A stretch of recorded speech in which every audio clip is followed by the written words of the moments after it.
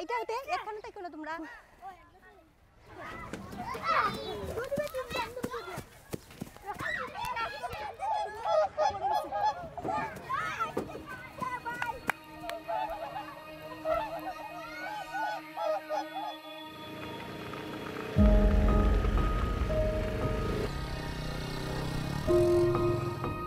ভালো আছেন? জি আলহামদুলিল্লাহ।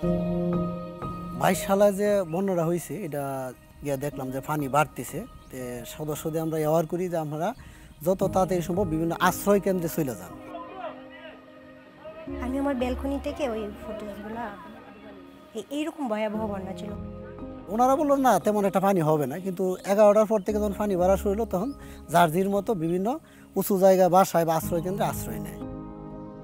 আমি যে বাসায় ছিলাম ওই বাসাটা দোতলা থাকার কারণে আমার ওই দোতলার গেটটা খুলে দেওয়া হয়েছিল, আর ওইখানে একটা খাট ছিল, তো খাটটা আমি উঠিয়ে ফেলছিলাম, কারণ খাটের মধ্যে তো এত মানুষকে জায়গা দেওয়া যাবে না। প্রথম দিন আমাদের আসলে তেমন একটা খাওয়া দাওয়া হয়নি, তো আমি তাদের জন্য খিচুড়ি বানাই। 22 তারিখ আমাদের ব্রাক থেকে যে ত্রাণ এটা আমরা পাই, আইসা দেখি যে এই জায়গা থেকে একবার এই ফোন তো ভাঙ্গে গেছে। দেখলাম যে এই পাশের লোকগুলা ত্রাণের আওতায় আসতেছে, কিন্তু এই দিকের যারা আছে এই রাস্তাটা ভাঙ্গা থাকার কারণে কোনো ত্রাণ এদিকে পৌঁছাইতেছে না। এই বনগাঁও গ্রামে গেলাম, শৌকত ভাই নামে একজন আছে, ওনার খুঁজে আনলাম, আনার পর ওনার সাথে কথা বললাম যে ভাই আসলে এই যে রাস্তাটা ভাঙ্গা এটার জন্য তো আসলে কোনো যানবাহন আসতেছে না, কোনো ত্রাণ বা কোনো সহযোগিতা এদিকে আসতে পারতেছে না। সে করলো কি আবার এলাকার কিছু ইয়ং যারা আছে ওদের সাথে একটু কথা বললো, মানে ওই গ্রাম থেকে কেউ কোদাল কেউ টুকরি ঝাড় যেটা আছে এটা নিয়ে আমরা আইসা মানে প্রায় 3-4 ঘন্টা লাগিয়ে গেল রাস্তাটা মেরামত করতে 20 জন লোকের। ঠিক আমি যখন প্রথমেই শুনি যে ভাইরা ত্রাণ নিয়ে বিভিন্ন এলাকায় যাবেন, আমি তখন থেকেই প্রিপারেশন নিছি। পরে আমি ভাইদের সাথে আসলাম, এসে এইটা ছিল আমার এই মানে প্রথম অভিজ্ঞতা।